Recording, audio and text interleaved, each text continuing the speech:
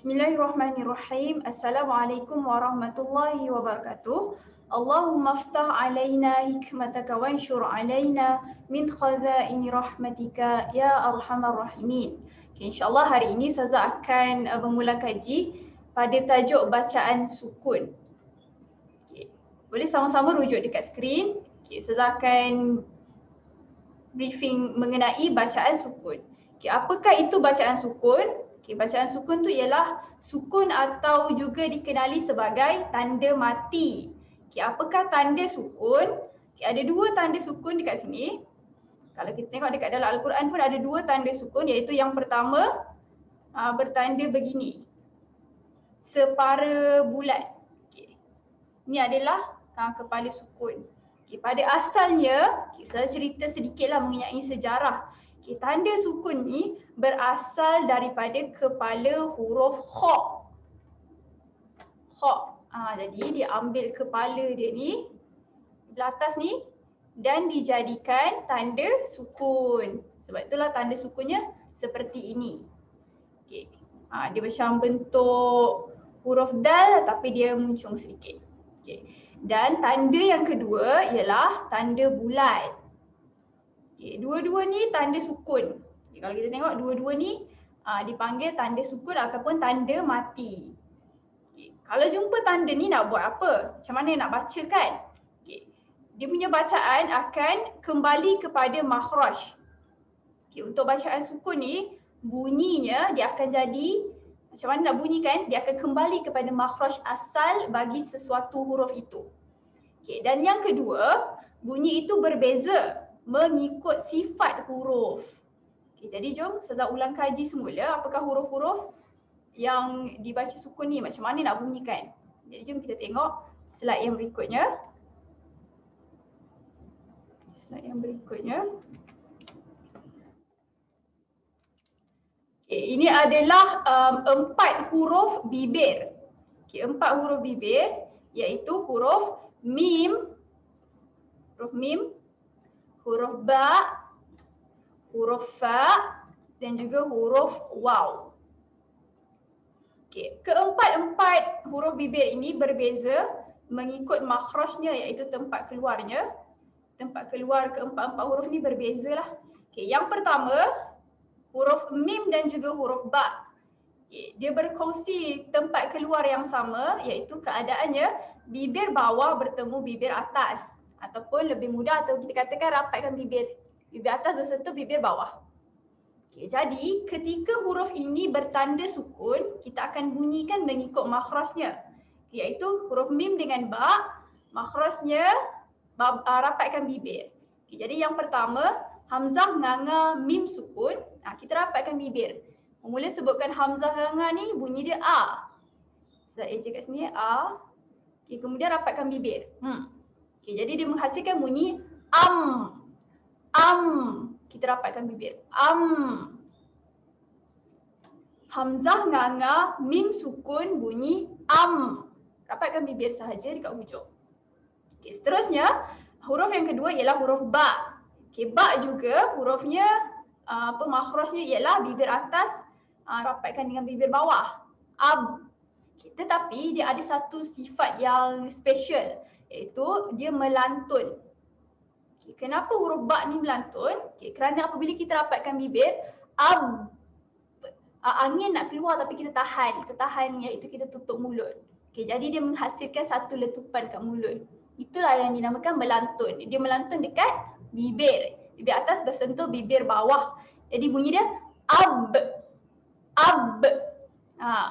Huruf mim dengan ba berkongsi tempat keluar yang sama iaitu keadaan bibir atas rapat dengan bibir bawah. Tetapi bunyinya berbeza.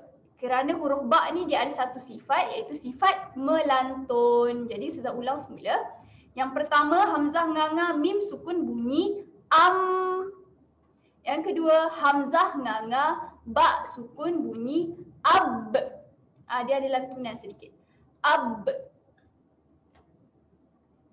Kerana huruf ba ni dia ada sifat melantun. Saya pergi pula dekat huruf yang ketiga, huruf fa. Okay, huruf fa ni macam mana dia punya makhraj? Bibir bawah bertemu dengan gigi atas. bibir bawah bertemu gigi atas. Jadi keadaan dia bibir bawah bertemu dengan gigi atas. Macam ni. Okay, jadi macam mana nak bunyi kan? Hamzah nganga fa sukun bunyi af. Af. Okay, dan dia ada satu lagi sifat yang unik bagi huruf fa ni, iaitu sifatnya berangin. Okay. Kalau ambil tangan letak dekat depan mulut, kita sebut af, kita rasa keluar angin. Af. Af. Okay, dan yang keempat, huruf waw, kita tengok makhraj huruf waw ialah bibir dimuncungkan. Kita muncungkan sahaja bibir. Hamzah nganga, waw sukun bunyi au. Dekat hujung kita muncungkan. Au. Au. Jadi Ustazah ulang balik huruf bibir, 4 huruf bibir, iaitu yang pertama bunyi am, yang kedua bunyi ab. Lantun kan? Yang ketiga bunyi af. Keluar angin, af. Dan yang keempat bunyi au. Muncungkan mulut. Au. Okey. Saya ulang balik, kita tunjuk gambar full. Okey, untuk huruf bibir yang ada 4 tadi, huruf mim, ba, fa dan juga huruf waw. Okay, yang pertama huruf mim, hamzah nganga mim sukun dapatkan bibir am. Am. Okay, huruf yang kedua, huruf ba, rapatkan bibir juga di hujung, tetapi tambah sifat lantunan pada huruf ba, menghasilkan bunyi ab. Dia melantun, ab. Okay. Seterusnya huruf yang ketiga, huruf fa. Huruf fa pastikan bibir, gigi atas bertemu dengan bibir bawah ke hujung. Okay, jadi dan dikeluarkan angin sedikit. Af. Gigi atas bertemu bibir bawah. Af. Af. Okay, kita rasa ada angin. Okay, dan huruf yang keempat, huruf waw, muncungkan mulut. Hamzah nganga waw sukun, muncungkan mulut kat hujung. Au.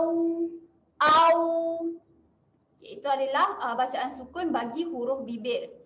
Okay, seterusnya Ustazah sambung huruf yang berikutnya.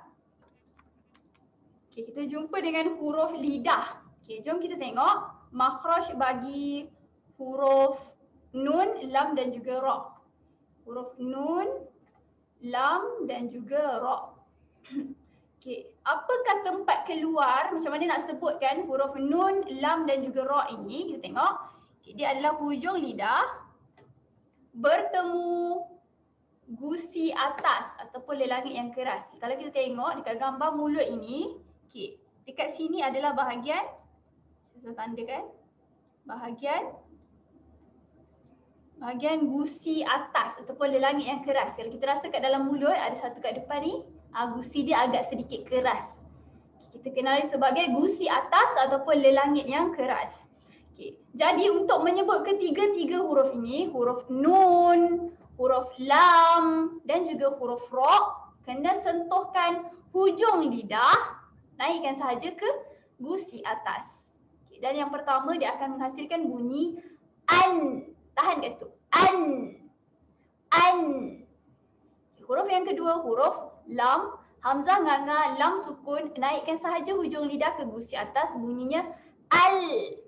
Al. Okay. Kenapa penting kita tahu makhraj huruf? Supaya kita tak buat kesalahan. Kalau kat sini kita tengok huruf nun, huruf lam dan juga huruf ra, dia tak ada sifat yang special. Dia tak ada sifat lantunan. Okay, jadi jangan lantunkan. Kadang-kadang macam mana ada orang tersilap sebab dia saja tambah lantunan pada huruf nun. Contohnya dia akan bunyi ana. Ana adalah bunyi yang salah. Sepatutnya kemaskan sahaja makhraj, menghasilkan bunyi an. An. Ini penting sebab kena tahu dari asas. Nanti kalau kita dah masuk Al-Quran, kita tak akan buat kesalahan kecil seperti ini. Jadi kemaskan saja makhraj huruf. Hamzah nganga, nun sukun menghasilkan bunyi an. An. Okay, seterusnya hamzah nganga, lam sukun bunyi al. Al. Saya ejakan A, L. Yang ni pun jangan lantunkan. Kalau orang lantunkan dia akan menghasilkan bunyi ala. Ala adalah bunyi yang salah. Kemaskan sahaja makhraj, menghasilkan bunyi al. Al. Okey, seterusnya yang ketiga huruf ra. Hamzah nganga, ra sukun, menghasilkan bunyi au. ar. Ada getaran dekat hujung lidah. Ar, ar.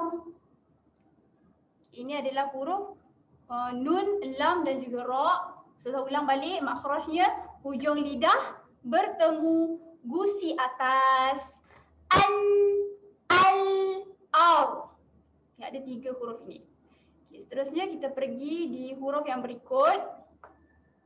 Yang berikutnya. Okay, ada 3 lagi huruf. Okay, ini juga merupakan huruf hujung lidah. Okay, kita tengok dulu makhraj bagi huruf ta, huruf dal dan juga huruf ta. Okay, ada 3 huruf. Jom kita tengok apakah makhraj huruf ini. Hujung lidah, ini adalah bahagian hujung lidah. Yang selalu kalau kita jeli lidah yang keluar hujung lidah, tu hujung lidah bertemu dengan belakang gigi atas. Kalau tengok gambar gigi ni, gambar mulut, ini adalah gigi bahagian atas dekat belakang dia. Betul dekat belakang gigi atas. Maksudnya lidah kita naik sentuh dekat belakang gigi atas untuk menyebut ketiga-tiga huruf ini. Okay, yang pertama huruf ta. Hamzah nganga tak sukun. Okay, huruf ta ni dia ada sifat yang special iaitu sifatnya berangin. Tetapi berangin sedikit sahaja. Macam mana bunyi dia? Okay, tengok mulut Ustazah. At, at. Dia ada keluarkan angin sedikit. Kalau letak tangan depan mulut ada keluar angin. At, at. Dan angin dia tak begitu banyak, dia sikit je. At, at. Okay. Ataupun kalau nak senang kita senyum saja. At, at. Okay. Dan yang kedua huruf dal. Huruf dal kalau bertanda sukun dia ada sifat yang special iaitu melantun. Melantun kat mana? Melantun dekat belakang gigi atas tadi, hujung lidah kita. Jadi dia akan menghasilkan bunyi hamzah nganga dal sukun bunyi ad. Ad. Ada lantun kat situ. Ditolak balik kat belakang gigi atas tadi. Ad. Ad. Okay, dan huruf yang ketiga huruf ta. Huruf ta ni huruf tebal. Dia ada sifat melantun dan disebabkan dia ni huruf tebal, kena muncung mulut sikit. Okay, jadi hamzah nganga ta sukun, bunyi dia au-ta. Waktu kita melantunkan tu muncung sikit. Au-ta. Au-ta. Okay, jelas? Okay, Ustazah tunjuk gambar mulut Ustazah yang secara besar. Okay. Untuk ketiga-tiga huruf ini. Okay, yang pertama, Ustazah ulang semula huruf ta. Huruf ta dia ada sifat berangin. Jadi waktu hamzah nganga tak sukun dibunyi at. Keluarkan angin sikit. At. At. Ataupun kalau nak senang kita senyum je kat hujung tu. At. Okay, huruf yang kedua, huruf dal. Lantunkan dekat belakang gigi atas menghasilkan bunyi ad. Ad. Okay, dan huruf yang ketiga, huruf tebal, huruf ta. Huruf ta ni kena lantunkan dan muncung sikit mulut. Menghasilkan bunyi au-ta. Au-ta. Okay, boleh? Saya lajukan. Yang pertama at, yang kedua ad, yang ketiga au-ta. Au-ta. Okay, seterusnya kita akan pergi huruf yang berikutnya. Kita jumpa 3 lagi huruf. Huruf zai, huruf sin dan juga huruf sad. Zai, sin, sad. Okay. Huruf ini kita tengok dulu makhrajnya, tempat keluar. Macam mana nak sebut 3-3 huruf ni? Okay, pastikan hujung lidah, okay, sini hujung lidah bertemu belakang gigi bawah. Okay, jadi waktu kita nak sebut 3-3 huruf ni, tolakkan saja hujung lidah ke belakang gigi bawah. Yang pertama huruf zai, yang kedua huruf sin dan yang ketiga huruf sad. 3-3 tu hujung lidah tolak dekat belakang gigi bawah. Okay, jadi untuk bacaan sukun, yang pertama saya highlightkan pada huruf zai, hamzah nganga zai sukun, tolak sahaja kat belakang gigi bawah menghasilkan bunyi az. Az. Dia juga tiada lantunan, tolak sahaja. Az. Az. Okay, yang kedua huruf sin. Huruf sin ini dia ada satu sifat, iaitu sifat berangin. Okay, jadi sewaktu kita melepaskan atau matikan dekat makhraj huruf sin, kita keluarkan angin sedikit. Hamzah nganga, sin sukun, dia menghasilkan bunyi as. As. Angin tu keluar waktu bila? Waktu kita tolak dekat belakang gigi bawah. As. As. Okay, kalau Ustazah Eja dia as. AS. Kalau tadi Hamzah nganga, zai sukun, dia bunyi az. AZ. Az. As. Dan yang ketiga, Hamzah nganga, sod. Sod sukun. Okay, huruf sod ni juga dia ada sifat berangin. Macam mana nak bunyikan angin? Okay. Dia bunyikan keluarkan sahaja angin, tetapi huruf sod ni huruf tebal, jadi kena muncung sedikit. Saya tambah kat sini. Kena muncungkan juga mulut sedikit sahaja. Okay, kena muncung sikit lah. Okay, jadi waktu nak sebut dia, pastikan menghasilkan bunyi aus. Dah tolak dekat belakang gigi bawah, muncung sikit mulut. Aus. Aus. Aus. Kenapa nak muncung sikit? Supaya bunyinya tebal. Okay, jadi Ustazah ulang semula, huruf zai, sin, sod bertanda sukun ini. Okay, Ustazah tunjuk macam ni lagi full kan? Hamzah nganga, zai sukun, tolak sahaja hujung lidah dekat belakang gigi bawah, menghasilkan bunyi az. Az. Okay, yang kedua huruf sin, bunyi Hamzah nganga, sin sukun tadi, bunyi as. As. Okay, rasa angin keluar. As. Okay, yang ketiga Hamzah nganga, sod sukun, kita bunyikan aus. Muncung sikit mulut supaya bunyinya tebal. Aus. Aus. Az. As. Aus. Aus pun dia ada keluar angin sedikit. Okay, jadi itu untuk pembelajaran bagi video ini. Okay, pastikan buat latihan untuk menyebut bacaan sukun bagi huruf-huruf yang telah Ustazah nyatakan tadi. Okay, itu sahaja. Assalamualaikum warahmatullahi wabarakatuh.